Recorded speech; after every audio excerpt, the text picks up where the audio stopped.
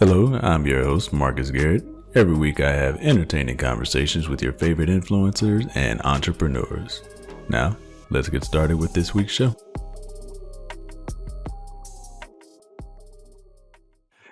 And this is the drop. Bobbi Rebell is the author of Launching Financial Grownups, Live Your Richest Life by helping your almost adult kids become everyday money smart. Bobbi is also the host of the critically acclaimed Money Tips for Financial Grownups podcast, which has more than 700,000 downloads. In 2021, she launched a new venture, GrownUpGear.com, as a fun way to promote adulting and being a financial grownup. Her new book is a call to action for parents, grandparents, and other stakeholders in the lives of young adults to take their rightful place educating the next generation about the practical realities of money at the time it is needed most, the transition into adulthood. Welcome to the show, Bobbi. Thank you so much for having me. This is so fun. And so I'm going to dive right in. COVID. Oh my God, COVID. Yes. I feel like it changed some things. So we're in the middle of the pandemic. I think everyone can relate to that. So I'm bringing everybody in here. I'm not even going niche yet. What impact has that had on parents and their children? Or I guess financial impact has it had on parents and their children? Yeah. Well, first of all, financial is mixed in with so many other things, which is why in the book that you so nicely introduced, I talk to therapists in addition to money experts and parenting experts and all the things. So, COVID really changed the relationship that many young adults had with their parents because in many cases, they got to whatever age it is, 18, 22, depending on what kind of education they went for, and they moved out. And so the relationship was sort of frozen in childhood, and then they were suddenly moving home, but often not for personal economic distress reasons. There might have been an economic reason to move home, but it wasn't something it wasn't their fault.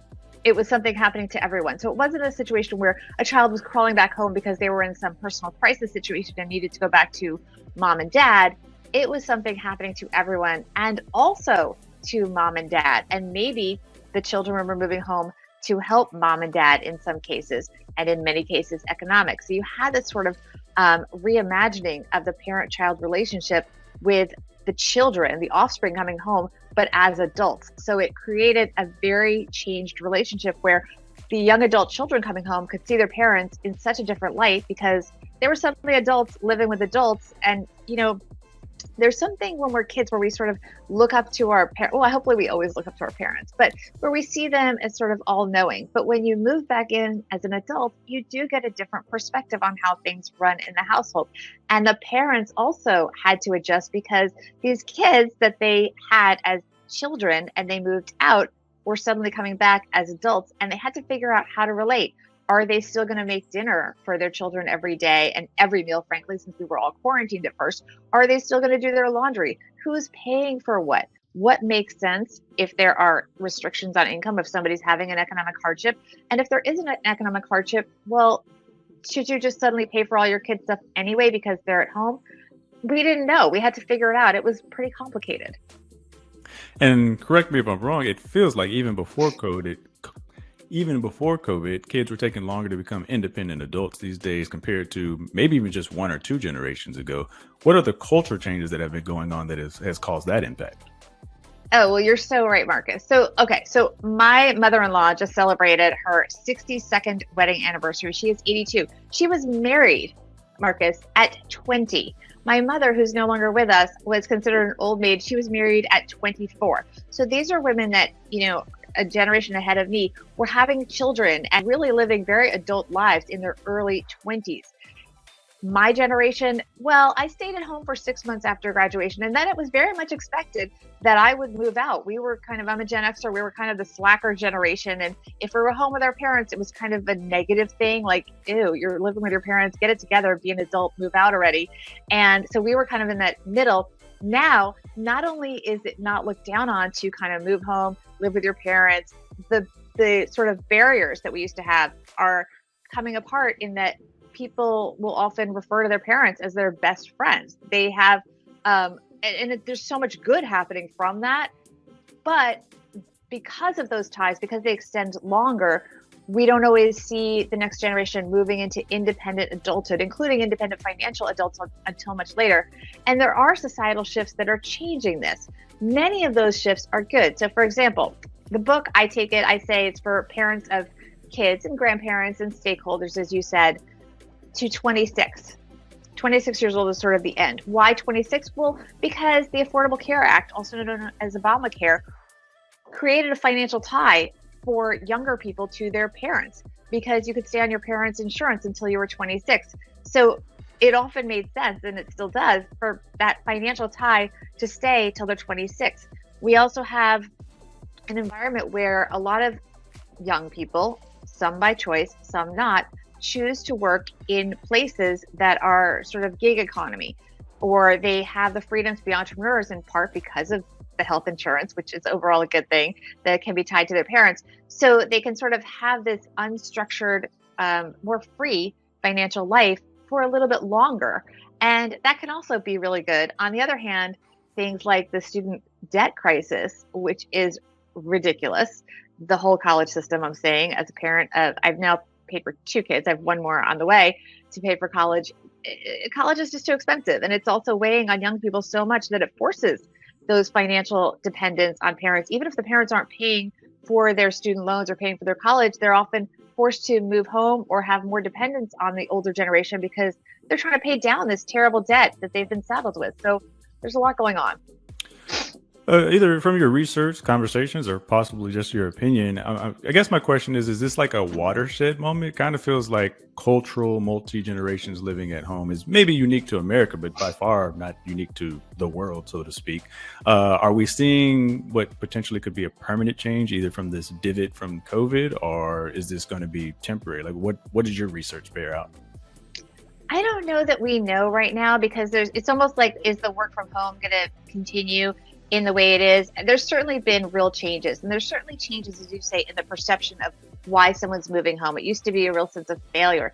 Oh my gosh, you're 24 years old and you're living at home, versus a year ago, my 24-year-old was living at home because she was saving for her own apartment. I thought that was awesome. So it really depends. I don't think we really know. I think it's going to be interesting to see how it evolves, but I do think that we are more accepting of a multi-generational family as being a sign of success, not a sign of failure, especially for the younger people. I think that it's being embraced by society more, because there are a lot of advantages to it, as long as it doesn't impair each generation to live their own life. And that's something that's also really important. I mean, we have on the older side, that's also something that's evolving, as well as how older people want to live. Do they want to separate, move to a different state because it's cheaper and warmer and be away from their family? Or do they want to maybe live with their family where they can have that support system in there as well? There's a lot to be said for having family support, emotional as much as financial, but it's a balance. And because I have the questions in front of me, I know we're going to take a deep dive on this later, but you talked about your 24-year-old moving back home to pay for an apartment. So you clearly knew her why. I guess my question here is, 'cause I know there's going to be some parents listening. They're like, I want to do for my children. You said, but you don't want to impair the next generation. So what should parents, and maybe children, I don't know if they'll be looking at it that way, especially if the parents offer, what should we take into consideration when, like, it's a good reason to be at home? Or what, maybe another way, what's a bad reason to be at home? A bad reason to be at home is to just be at home because you have no plan. I think moving home with a plan to pivot your career, to go through a life transition. I got divorced at 30. I moved home for a year. I thought it would be a couple months, but it was really like a year. So I think that there are times when it's the best thing ever to be able to rely on your parents. But there are also times when you're moving home just because it's the easier thing to do, and it goes on and on and on. And that's not always healthy. Yeah, for context, for the listening audience, and it's been interesting now that I'm older, but like, it was always geared at 18. It felt like a threat. My father might have a different interpretation of this, but it was always like, what you gonna do at 18? He asked me this at like 14. Right. Like, what's your plan Exactly. at 18? What's your plan at 18? But we were always building to this pyramid of, I thought at 17 and a half, you're gonna kick me out. Like, so I always had this plan in my head. But you see all the Twitter threads are like, this is what's wrong, is parents are kicking children out at 18. But I will tell you that I was mentally prepared to be homeless at 18 because of that conversation. So I tossed that out to them. I mean, I think there's a balance. There's a balance. And also, look, every parent is different and they should do what's right for their family. And some people do believe that cutting a kid off at 18 is the best thing for everyone. I don't, but that's my belief. And I think that everyone should have the freedom to do that. But the communication is the most important thing, because if they can make you ready, Marcus, that you got to be out there at 18, you got to figure out how am I going to have income. That's really important. Look, I have a senior at New York University, and we have made it clear to him that we are going to pay tuition, but he wanted to go like over the summer and finish a big film project. And we made it clear that if there's a penny more in tuition, that's on him. Like, we are paying for college and that's it. And we're going to pay his lease till college ends, and that's it. And he can live rent-free at home as long as he's got an exit strategy, but he's going to pay his own, whatever. If he goes out with friends, it's on him. He'll be 22.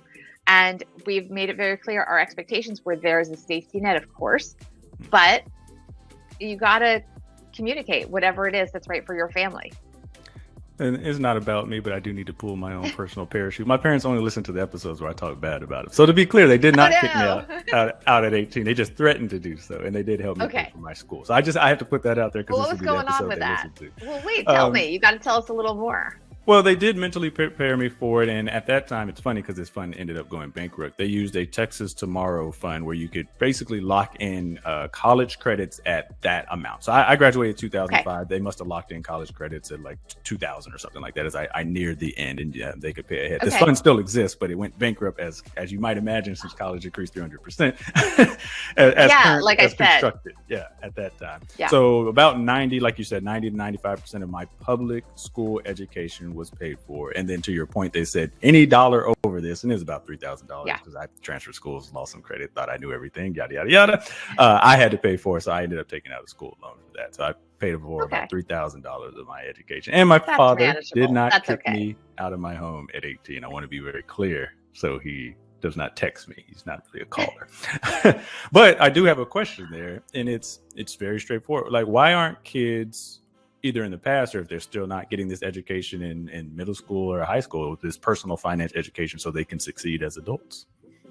So this is such a compelling question, and I'm so glad we're discussing this. And this is a lot of what motivated me to write this book and really try to start a discussion about it. First of all, I think we should say there are a lot of great programs out there for kids. Some, but it's spotty. There's no cohesive system right now. And also, you have to have two sides coming together. A lot of colleges will say, well, we put together programs on personal finance and the attendance is not as strong as other topics. And I don't want to put down other topics, but sometimes, they have courses on like the study of, I'll say something that would be out of date, so I won't offend anybody, but like the study of the Sopranos TV show, right? Things like that, where they'll have these courses that appeal to young kids, and they don't necessarily want to do a course about how to do your personal taxes or how to arrange your finances to pay, legally the least amount of tax, whatever it may be. So you have to get them to buy in. What I want parents to do is hit the kids at the moment that it matters, when they're making the actual decisions. Because, for example, we have so many amazing books for little children about money. There really are. There's a lot of them out there. But that's, you can make it practical to some level, but it's really never going to be the same as actually opening up that HR page when you get your first job and actually putting the money into the 401k and actually seeing how much that's going to take out of your paycheck, taking a deep breath, doing it anyway, then following up and making sure that you actually invest the money in a fund that you are doing on purpose because you actually took the time to research the different options that your employer is offering you in terms of retirement, because you might forget about it for 20 years and not come back to it. So you do have to make that right away. And that's what I want to get at, is not these sort of theoretical things where you learn about the concept of saving for retirement, but hit people when their kids are actually getting to that first job and really get in there with the kid. And don't just say, oh yeah, make sure to sign up for your 401k. Because I did that, Marcus. And you know what happened? Nothing. Oh. Until I actually said, let's do it together. Oh, okay. Let's do it together. Let's sit down. You too. You have to sit there. And, a woman that I interviewed who's amazing, Julie Lithcott-Hames, and she talks about the fact that the first time you do things with your young adults, you have to sit there with them. And maybe the first time they watch you. And the second time you do it with them and they press the buttons. And then the third time you kind of observe them till they can do it on their own. And that's really important. I mean, so my 22-year-old, he is living with roommates right now and in a rental. And so he's out of the dorms, which of course he got kicked out of the dorms during COVID. But they did now, they're seniors. They have an apartment in New York City, 3 guys. And when they got it, I said, Brad, what are you guys doing about renter's insurance? And he was like, what's renter's insurance, right? Because how would he know, right? Nobody really, maybe some people, but in my case, I felt that as a parent, I needed to say, renter's insurance is something you should have, right? They don't really hit you with that in these children's books, that when you sign your first apartment lease, you need renter's insurance. And then it's like, well, where do you go? And I have to tell you, I was very disappointed. I went to my insurance company that comes through my husband's traditional insurance broker, and they weren't all that helpful. They just kind of gave us a quote, assumed we'd get the business. I thought the quote was ridiculous, way too high, and it had things we didn't need. So we went to a company that's aimed at millennials and really, I guess it's Gen Y, Gen Z. But it was something where you could go online. I went online with him, and you could break down the renter's insurance into different parts. Like if you want the price to be lower, you could adjust that because, for example, if something happened to the apartment and he needed to move out, they would pay for a hotel for up to, let's say, 20 days. Well, we're 30 blocks away. So if something happened, he's going to just move home for the 30 days. So he didn't need the part of the insurance that covered that. So he was able to remove that. So sitting there with him and working through, how do you buy renter's insurance in the way that costs the least for the things that you need? I know he would not have done that on his own. And I know none of his friends do that on their own. So that's what this book is talking about. It's literally the practical things of being a grown-up that you are not going to learn in a theoretical personal finance class, even if you happen to take it there. I mean, you might learn the concept that you should have insurance, but they're not going to make sure you get it when you're actually renting that first apartment. Does that make sense?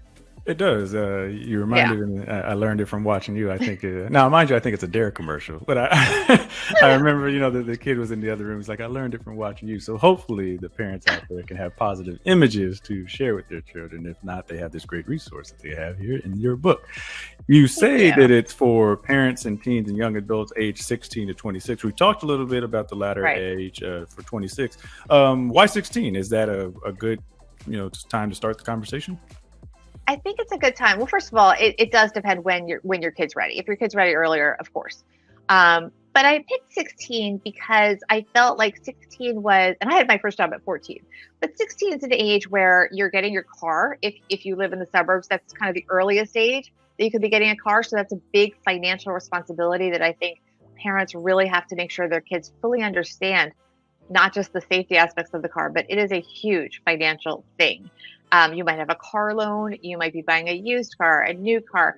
You need different kinds of insurance. There's a lot to understand when you get that car. And it's also an age when many people might have their first job that has W-2 income. So I did a lot of babysitting at age 12 and 13 and so on. But that you're usually just getting a little cash. And that's not necessarily something that you have to start worrying about. Well, am I putting aside money for taxes, that kind of thing, or understanding your first paycheck. But when you start working at a job, which pays you, on a W-2 documented, you're going to have to potentially pay taxes and so on. That's when I think a lot of these discussions, you'll have a tipping point or sort of, I don't know if a tipping point is the right word, but sort of a happening, a thing that's a trigger. Trigger is not a good word for it, but there's actually something happening. We're going to file taxes for the first time, or you're going to have a car and those responsibilities for the first time. So that's a lot happening at 16. So, and I was trying to find a range that just wasn't too big, because you start getting into middle school, that's a whole different thing. So I kind of felt, middle high school to, the Obamacare thing. I cringe when I say 26. I mean, it's crazy. I had something happen where we were looking for family tickets for something, and they wouldn't include my 25-year-old stepdaughter. And I was so confused at first. They were like, well, you have to get a separate ticket. That doesn't fit under family. And I was like, but why? And they're like, she's 25. And I had to process that. I was like, I'm thinking of her as a child because we're a family, but she is 25. I mean, 25 is definitely adult, Marcus. That's right? very interesting. Isn't 25 an adult? I mean, I have issues. There's a reason I wrote the book. right? Because I still think of her as my kid. Well, I'm gonna say two things. One, because I'm gonna have to I have to pivot. I usually have to triangulate. That's the age that I'm at now. I have to triangulate memories to remember what I was doing at 25. I'm like, okay, the Matrix were out, the Patriots won the Super Bowl. I'm like, oh yeah. So that it's gonna take me a while to get there. So I'll let that ruminate in the background. But you did have me at 16 because once again, my parents were threatening me left and right, thinking about you got McDonald's money, yada yada yada. Right. And I applied for like my first job at 16, and I worked and it was an awesome job. I worked at a movie theater. I recommend it to everybody. I had so much power. That's fun. I did gift wrapping. I was a gift wrap person at a department store. So I worked largely for tips with very picky people. Like when you're paying to have your gift wrap, people sit there hovering and they want it to be so perfect. So it was stressful. I can't wrap gifts to this day. So there's when I try, I don't try that hard, but I know the tricks. I just don't usually use them. I don't know. So yeah, you had me at 16 and 25. So I graduated at 22, 25. See, I'm triangulating here, so work with me here. Yeah. So 25, I had relocated back to Austin, I believe. That was pre-Denver. I graduated in outside of Houston, Sam Houston State University. Go Bearcats. So yeah, I guess I was an adult. I had to think about it. I was like, I guess I was an adult. I had my own apartment. I'd had my own apartment since 19. From some of the trauma I talked about earlier, the PTSD, I'm like, I'm not going back home.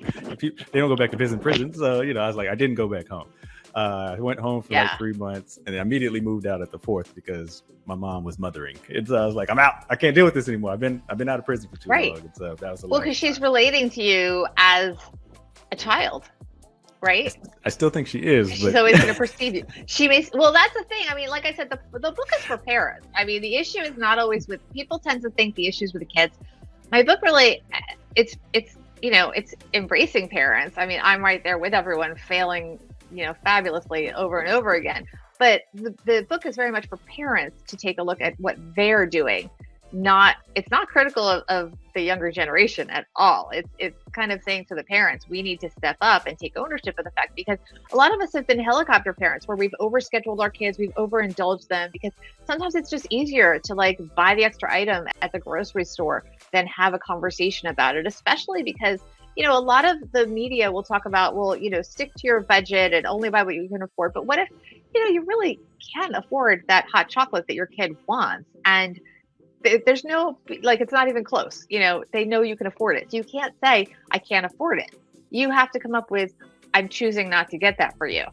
And, have that discussion when it's not always about scarcity. And I think that gets to be a more complicated discussion sometimes. Because we're talking about parents. So you say, and I think it's a good point, to the point for parents that can do so. So you would literally be making the choice, austerity, where you're like, I can provide for my children, but for the better benefit, either for them or myself, I am not going to, either for their financial growth and development.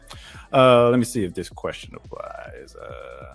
Parents and grandparents sometimes look at their kids, wonder why they aren't adulting at the age that they were, at the same age that they were at that age, like you said, with your grandmother, I believe it was, that was married. Oh, you said grandmother. My mother-in-law was married at 20. At 20, yeah. And that was not that unusual. And she promptly had 3 kids. So yeah, things are really different now. And again, I think mostly for the better. I think it's good. It's given women a lot of freedom to have our careers and have different things that are important to us and make choices when we didn't have choices before. So a lot of this stuff is really good stuff, Marcus, but different. I agree. I want to be very clear that I agree. Right. My question is going to be for well-intentioned parents. What are they doing to financially harm their children's transition into adulthood? So parents often, and I've been guilty of this, we want to just make their life easier and solve problems for our kids. And sometimes, when they need something, we are constantly I'll just take care of that. I'll take care of that. So a great story, or even when they don't. Here's a great story from the book. So I think we both know Jean Chatzky from Her Money. She's just such a lovely person. She was very generous in sharing with me about the book. So she tells a story about the fact that during the pandemic, her daughter, who's a young adult, was very proud that she had negotiated a great deal on remote workout classes that were very fancy and expensive at some boutique studio. And she got a great deal and she was so excited about it. So what was Jean's first gut instinct? Because she was so proud of her daughter. Okay. I thought you were going to pay for it. Yes. She was like, oh, she wanted to go pay for it. And she had to stop herself and say, nowhere did her daughter say, Mom, can you pay for it? That was not in the discussion. Not only that, her daughter was telling her mother because her daughter was proud in a good way. It was like a humble brag, like, Mom, aren't you proud of me? I got a great deal on these exercise classes that I wanted to do. Like, she just wanted her mom to be proud of her. She was not asking for money and she didn't need the money. And she was proud of that. And the same thing has happened with my stepdaughter, who's 25 and she has her own apartment. I don't want to say she loves paying her mortgage, but she's really proud that we are not involved. We have made it clear we will not make a mortgage payment. And that's that. And we don't want to hear about it. And she's getting a dog and we will babysit the dog because we love dogs, but we are not paying for it. And she's proud. She's really proud that she has done very well in her career. And I talk about in the book that she did change career paths because she wanted a job that paid a career that paid more money. And she wanted to have, people might say, oh, I'm not materialistic. Okay, fine. But, maybe you want a dog. Well, dogs are really expensive. So maybe you want to have to not think twice when your kid needs braces or whatever it may be. It's not about being materialistic, as you know, it's about security and having the freedom to do things that are important for you and your family. So she made that choice. And she is very clear that she is not coming to us for anything like a mortgage or expenses with the dog. That said, she was here last night. Did she stay for dinner? Sure. If we'd gone out for dinner, would we have paid? Sure. It's fine. If I, started going for manicures again, which I haven't been doing in the pandemic, but if she went with me, would I pay for her? Sure. And all of that's fine. It's not about like saying, I will never give you a dime ever again. It's about letting them be their own adults and have the feeling of satisfaction of knowing that they are totally capable of taking care of themselves financially. And if you happen to go on vacation and pay for it, that's a nice bonus, but they didn't need you to do that. So that's sort of where the balance is, in my opinion. Yeah, and I think you also have some strategies. So I guess it would be on the other side of the coin. How do parents talk to children who think they know everything financially? What strategies would you have for those parents? I think the first thing you should do is just listen. Just say, okay, tell me more. And listen to them. Because, look, in some cases, they may be misinformed, or they may just be rushing you to get you out. I know at one point when we were trying to get Ashley into that 401k, I said, okay, let's pick a fund together. And she just said, oh, fine, I'll pick this one. And I said, why? Tell me. And we had to have a whole discussion why she picked the long-term bond fund at a time when you should not be doing that. She was supposed to pick an equity fund. But, in many cases, they may know more than you. For example, they may know more about crypto than you. They may have been, studying up on NFTs.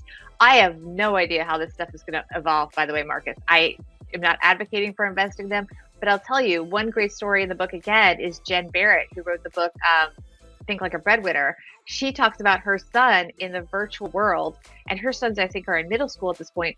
They have been buying and selling things in the virtual world and making real money. So I think it's important that we listen to them, that we respect what they have to say.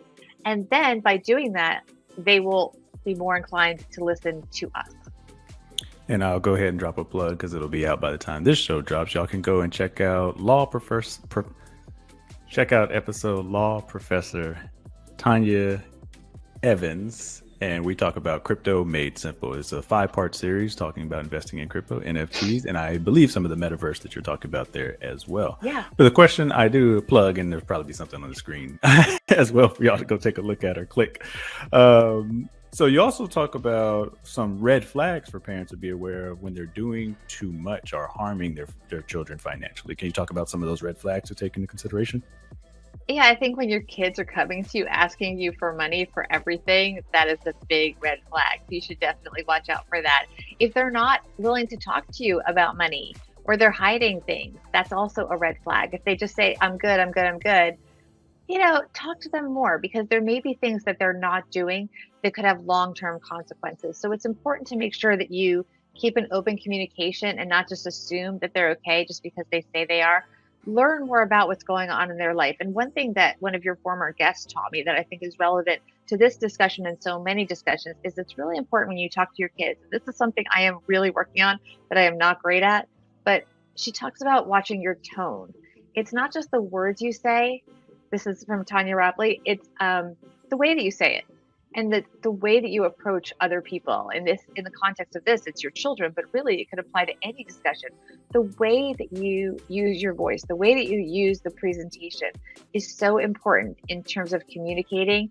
And that is something that can really be helpful in bringing your children back to you. Because while you don't have to be best friends with your kids, in fact, I advocate that you maintain the role as the parent and not be their best buddy. I mean, you can be great friends, but also really maintain that difference.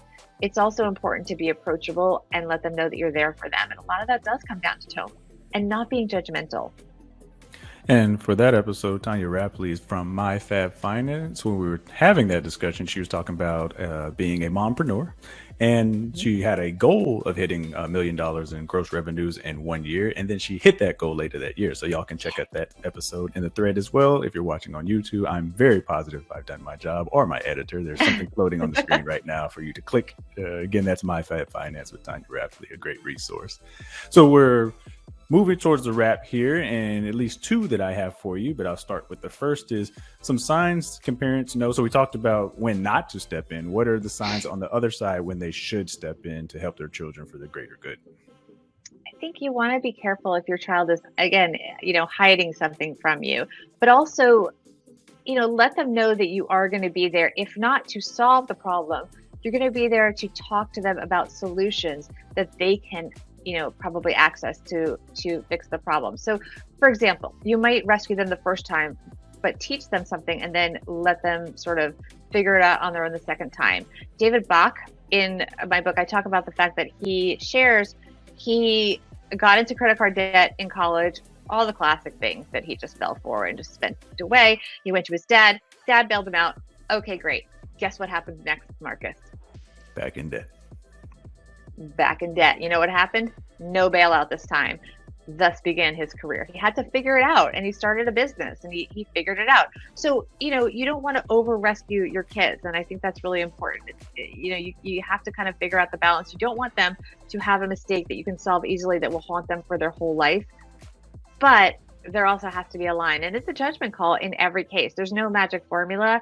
That's something that you have to trust your gut and also trust your judgment. Maybe you have a partner, a husband, a wife, whoever it may be, that you can discuss it with. But there are times when you do have to let your children fall just a little bit to give them the opportunity to learn to get themselves back up. And that's so important because, again, as parents, our job is to raise grown-ups, not to keep them as children. And we have to remember that, even though it is very tempting, when we can solve things, especially with money. And that is a lot of the theme of the book, is that we can solve a lot of problems with money, as David Bach's father did, by just writing a check. Julie Lythcott-Haims, who's in the book that I mentioned earlier, she also talks about the fact that her father, her parents, both her parents, gifted her basically a check to bail her out when she was starting her life, her married life with her husband, and how it never, she never forgot their generosity and how wonderful it was. But she also never forgot the embarrassment and shame that she felt of needing that. And it kind of gave her the impetus to not want to do that ever again. So there's a way to help your children, to also, let them know that there's a safety net, but also, and I'm getting a little emotional now because this is so important. You never want them to think there isn't a safety net, because the worst thing they can do is hide a problem from you. But at the same time, that doesn't mean you have to bail them out, especially through money. It means you're going to sit with them and help them work through how they're going to get themselves out of that pickle. I love it. As we move to the wrap here, you might have just hit it there, but I'll go ahead and any major takeaway, like a Jerry Springer, moment, sit in the corner and reflect, a call to action for would-be. I'm going to say parents or would-be parents to launch their own financial grown-up. I love the advice that was actually given to me by someone that is the young adult, not the parent. And that is Toni Dunlop. A lot of people know her from my first 100K. And she talks a lot in my book. I was able to interview her about the importance of really listening to your kids and understanding, what you can change. Maybe not change is the right word. What you can, talk to them about modifying and what you kind of have to accept and support. So she talks a lot about her relationship with her dad and the choices that she made in his career and a lot in her career and a lot of the doubts that her parents had about different career moves that she made. But at the end of the day, they were always there for her. And I think that's important. So in my own case, I wanted to be a journalist. And my father was very much a Wall Street guy who was like, you go to work to get paid and then you use the money to enjoy yourself. Jobs aren't about enjoying yourself. And I kind of, there's only so much I was going to listen to him. I didn't listen to him. And I would have made a lot more money if I had listened to him. And I have mixed feelings about that. I do. And it's going to be interesting to see his reaction to the book.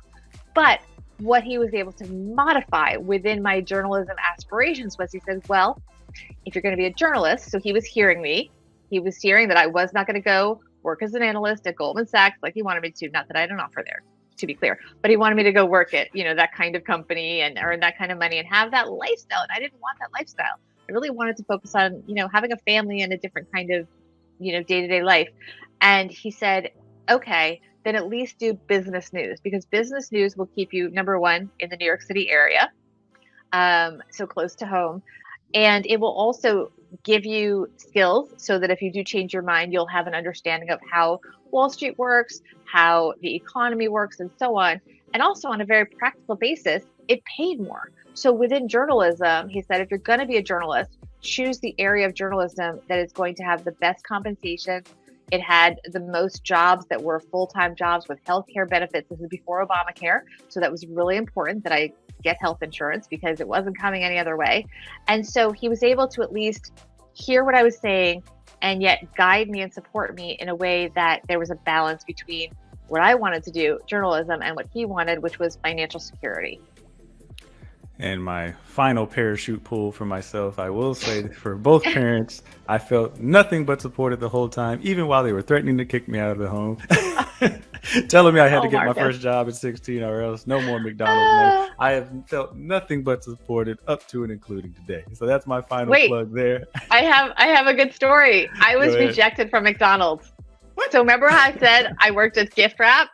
Sorry, I didn't had know applied for a job. I applied for a job at McDonald's and they didn't hire me. They said I had no track record of being reliable and showing up. Like I just didn't know. I know. So I was rejected. So you worked at McDonald's. Did you actually work at McDonald's?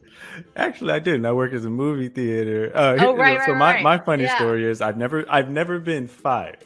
I've never been fired. There's two bosses that might disagree with this. So I got a lecture at the movie theater. Now, mind you, me and my friends were engaging in some nefarious activities that, arguably you shouldn't have been doing at the movie theater. That's fair. I'll give them that. So they tried to demote me. So those people who are aware of the levels at the movie theater, you start off at usher, then you go to concession stand, or at least these were the levels. Just like moving up to CEO back in the day. And then you got to the booth, the ticket booth. You made it. Like you made it. You get a pay bump with each one. So I'm in the ticket booth. I'm running the ticket booth. I've been there for like 2 years now. I'm like coming up on 18. I run the city. Like you get no tickets without talking to Marcus. Anyway, they tried to demote me back to usher. I was like, I'm too good for this. And I distinctly. It's funny how the mind of a 16-year-old. And I was like, I'm going to take a leave of absence. I need to reflect on this demotion. I didn't quit and they didn't fire me. And I walked down the street to IHOP, what they were building. And it's funny. I think I had on my, oh my gosh, I think I had on my uniform from the movie theater. And I was like, hey, y'all hiring? And the manager, who actually turned out to be pretty cool, he's like, yes, we are. I was like, well, do I need to fill out an application? He's like, you're hired. Oh, and then he goes, you have to shave your mustache. And I was like, at 17, like this is, my mustache was a part of my being, but I didn't have the guarantee of another job and I wasn't going back to usher. So I went to IHOP and, a series of part-time jobs, ultimately leading to this podcast and the illustrious sound y'all hearing today. Please tell the people before I pivot too much further, please tell people where they can find you and the book. Everything is centered on my webpage, which is just BobbiRebell.com, BOBBIREBELL. You can learn more about the book. You can learn more about my podcast, which Marcus will be on, called Money Tips for Financial Grownups. You can check out Grownup Gear, my merch line, all about adulting. We have cute stuff like I Can't Believe I'm a Grownup Either. And we also have the baby version, by the way. We just came out with some baby stuff, which is actually doing well. And one of the baby things says, I can't believe you're the grownup either. cracks me up. But anyway, Yeah. it's super fun stuff, and yeah. And also, if anyone, I'm going to try to get out and do some speaking and visit book clubs. If you guys have a book club, I'd love to just drop in for a few minutes and say hi. So you can find out more about that stuff on my website. Drop your library plug. I thought that was a good tip. So, what was Oh your yeah, recommendation for? yeah. If you, well, I'm going to send over a couple freebies for Marcus to give away.